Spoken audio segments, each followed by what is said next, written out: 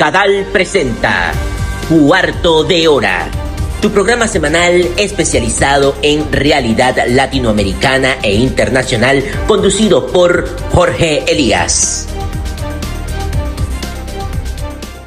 Hay hombres que en medio de la oscuridad más absoluta deciden no cerrar los ojos. Hoy nos acompaña Enrico Calamai, cónsul de Italia en Argentina durante los años más atroces de la dictadura militar. Calamai desafió las órdenes de su propio gobierno para salvar la vida de perseguidos políticos, otorgándoles refugio y una salida hacia la libertad. Cumplió funciones entre 1972 y 1977 en Argentina y en Chile. En su libro, Razón de Estado, Perseguidos políticos argentinos sin refugio, Diplomacia, Derechos Humanos y Desaparecidos, publicado originalmente en italiano con el título Niente asilo político, afirma: la inteligencia de la diplomacia debe encontrar la manera de interponerse entre la brutalidad del poder y sus víctimas. El primero, solo preocupado por la eliminación de cualquier posible opositor. Las segundas, en busca de cualquier puerta abierta para su supervivencia física. Sin embargo, como apunta Gabriel Salvia, director general de Cadal, en un comentario sobre el libro, lo que abunda en la diplomacia que cumple funciones en países gobernados por dictaduras, como fue el caso argentino, es la indiferencia. Y Enrico, a quien le doy la bienvenida, venció justamente la indiferencia.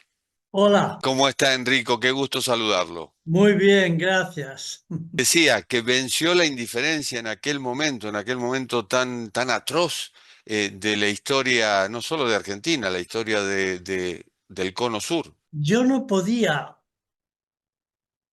ser indiferente cuando delante de mi despacho, de mi mesa, llegaba un chico que él me decía, y yo sabía que era verdad, que si lo echábamos del consulado, lo atrapaban, lo torturaban y lo mataban. No era posible ser indiferente. No era materialmente posible. Usted describe su experiencia en Argentina como esquizofrénica.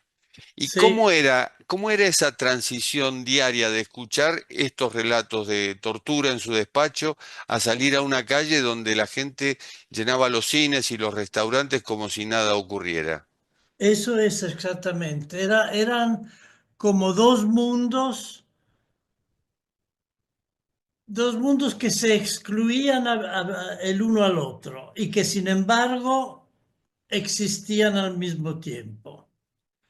Yo recuerdo un episodio, un día, una mañana, de repente yo estaba en la oficina y se oye un ruido de un frenazo en la calle y tiros. Me asomo, no veo nada, bajo corriendo, no había nada.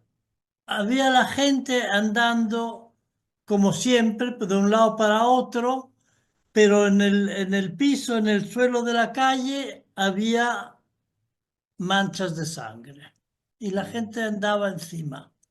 Quiero decir, era algo que uno se preguntaba, pero ¿será una fantasía mía o es realidad? Y yo he necesitado muchos, pero muchos años para comprender que todo lo que yo imaginaba era realidad y no fantasía. Usted afirma que... Psicológicamente fue Ujú. muy duro. Y sí, lógico, claro que sí. Afirma inclusive que el mayor legado de la dictadura militar argentina al mundo occidental fue la capacidad de hacer desaparecer personas sin dejar rastro visual. ¿Cree que el mundo prefirió creer la normalidad de Videla antes que el caos de las denuncias? Bueno, el mundo es una palabra abstracta. Los gobiernos prefirieron, sí, pero no porque lo creyeran, sino porque atribuían prioridad a los intereses económicos. Argentina era un país muy rico, uno de los más ricos en el mundo. El sistema productivo y financiero italiano empujaba para participar a los proyectos lanzados por los militares. Ujú. Entonces,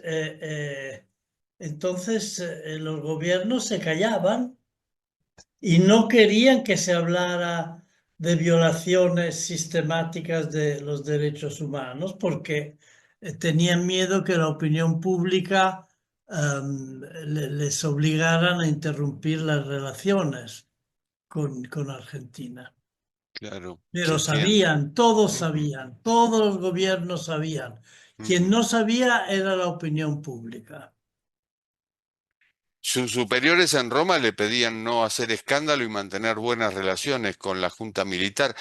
¿Qué siente un diplomático de 31 años cuando comprende que salvar vidas implica técnicamente violar las leyes y protocolos de su propio país? No, no es exacto. Salvar vidas no violaba ninguna ley, violaba al revés, respetaba la Constitución italiana que reconoce a los derechos humanos.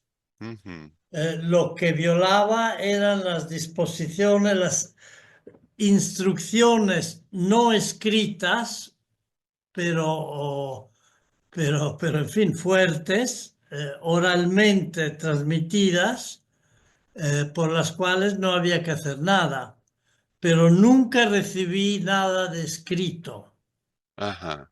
nunca, porque no podían escribir que no se, que uno no actuara en respeto de los derechos humanos. Lo decían, pero no lo Ujú. escribían. ¿Y cómo era su relación con la Cancillería argentina? Porque, usted obtenía No, documentos de allí. no teníamos, yo no tenía, yo trabajaba en el consulado. Ajá. El consulado, a diferencia de la embajada, no se ocupa de los derechos entre estados, sino de la protección de los ciudadanos. Entonces yo tenía una persona con la que hablaba cuando había casos difíciles en la Cancillería, sí, que se llamaba, tenía un nombre que yo no puedo olvidar, el capitán Seis Dedos. Ajá. El capitán Seis Dedos, yo iba a visitarle, le decía, mire, tenemos un caso, un chico joven que tiene problemas, estamos preocupados porque en Italia hay quien se ocupa de él y tenemos miedo que salgan artículos en la prensa y eso no nos interesa ni a nosotros ni a vosotros, que haya escándalo, por lo cual sería mejor que pudiera salir del país. Su paso por Chile fue breve, pero determinante. ¿Qué lo marcó allí?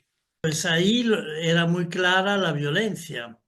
Ahí me marcó, em, me, me, me, me hizo, la situación me hizo comprender que no puede haber un golpe de Estado sin violencia. Mm. Entonces, cuando en Buenos Aires parecía que no ocurría nada, me parecía imposible. Pero no se veía nada. La ciudad era, como has dicho, la de siempre. No, aparentemente no. Y si algo ocurría, podías decirte, pero será verdad. Si veías coches sin matrícula circulando y que paraban a la gente, ¿será verdad eso? No me habré equivocado. Era todo como muy imposible de comprender. A usted no le gusta que lo llamen el Schindler de Buenos Aires, aclaremos, y tampoco tiene el registro de cuántas personas ha salvado, lo cual habla de un trabajo frenético en aquellos años y, y la pregunta surge, ¿no recibió en algún momento, yo no sé si decir amenazas, porque usted es diplomático, pero sí alguna presión de parte de la dictadura argentina? Presión, desgraciadamente, vino de mi gobierno. Mm, O sea que me echaron. Me llamaron de vuelta a Roma, me sustituyeron. El golpe, como sabemos, fue el 24 de marzo. En octubre del 76 llegó a Buenos Aires mi sustitución. Eso quería decir que ya no me podía quedar. claro. Conseguí recurrir, conseguí ganar tiempo, pero en mayo pues, no tuve más remedio que irme. Ujú, Amenazas no explícitas no recibí, pero sabía que en fin, la situación no era tranquila. O sea, mi miedo era un accidente de coche, por ejemplo. Eso podía ocurrir y la embajada no habría hecho nada, evidentemente. claro. Al regresar a Italia, usted llegó a pensar que lo vivido había sido una fantasía, porque nadie quería escucharlo. Tengo Nadie quería escuchar. Decía, pero son problemas de América, siempre se están matando, pero y no querían escuchar, no querían escuchar. Ni pero, tampoco a nivel político, no solo los ujú, amigos, sí, a nivel político. me imagino, pero después vino el juicio a las juntas y allí se confirmaron las fantasías, que no eran fantasías, sino que eran la verdad. Pero, pero no les importaba nada en mi ministerio. Mm, El ministerio lo único que le interesa es mantener buenas relaciones con el gobierno que en el momento está en el poder. Y si un funcionario se permite actuar de otra forma, tiene que pagar. Pero eso es normal, yo creo. En fin, una organización burocrática es jerárquica y quiere gente que ejecuta instrucciones.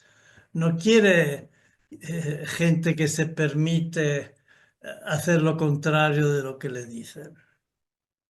Enrico tuvo contacto después con aquellos a los que salvó en Argentina y que en algún caso habrán ido a Italia.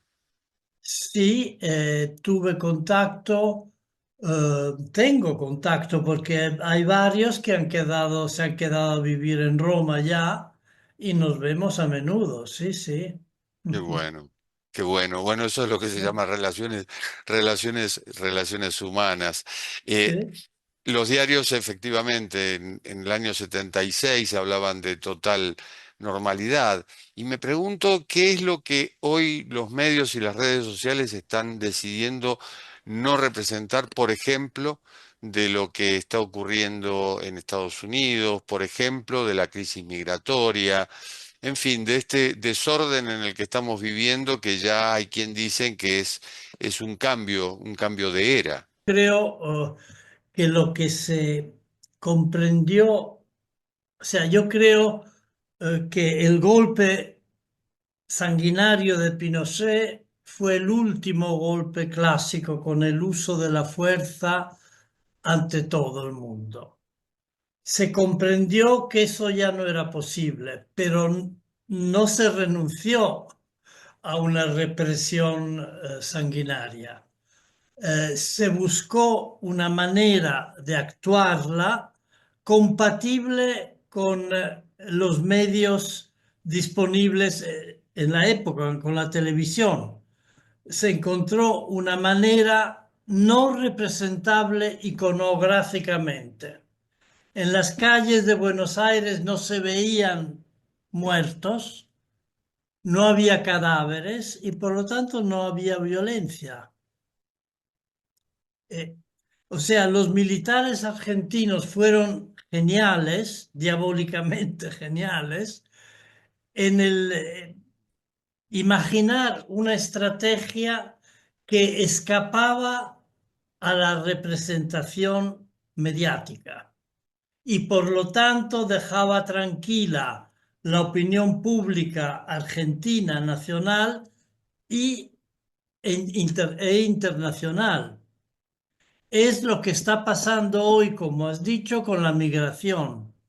Los migrantes, yo hablo de Europa, los migrantes vienen a Europa para sobrevivir, porque sus países los estamos destrozando nosotros con guerras, crisis climáticas, explotación de todo tipo, dictaduras, ¿no?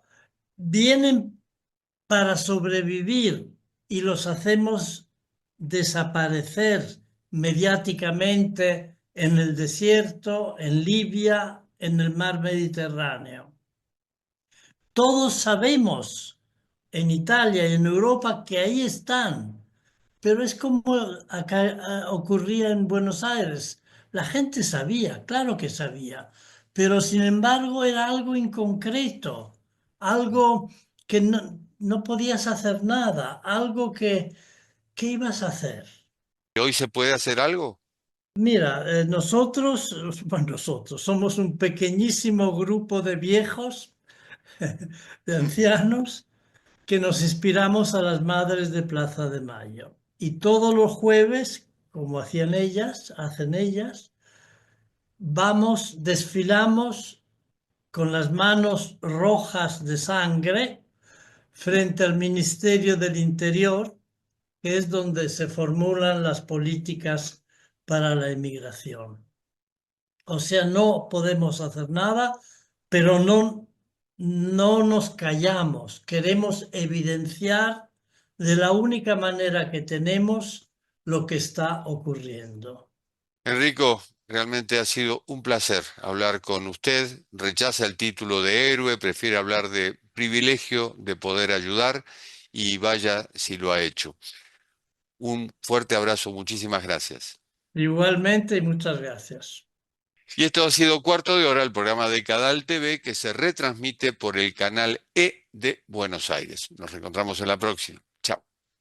Cuarto de Hora, tu programa sobre realidad latinoamericana e internacional, conducido por Jorge Elías, es una producción de Cadal, quien te invita a formar parte de nuestra comunidad global a favor de los derechos humanos y la solidaridad democrática internacional, donando a través de www.cadal.org. Brinda tu apoyo a favor de la causa de un mundo mejor sin dictaduras.